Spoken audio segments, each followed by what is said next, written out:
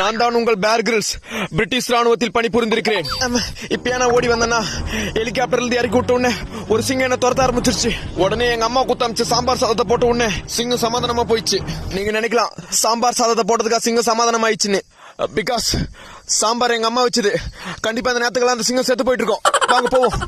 நான் இப்ப வந்திருக்கிற காட்டுல மனிதர்கள் காலடி தடமே பட்டது கிடையாது. ஏன்னா எல்லாரும் ஷூ போட்டு வந்துருவாங்க. வாங்க போவோம். போச்சு. எனக்கு இப்போ ரொம்ப பசிக்கிறதுனால இன்னைக்கு இந்த கல்லுதான் நமக்கு சாப்பாடு. இந்த கல்லுல விட்டமின் டி புரத சத்து இருக்கிறதுனால ரொம்ப காரமா இருக்கு.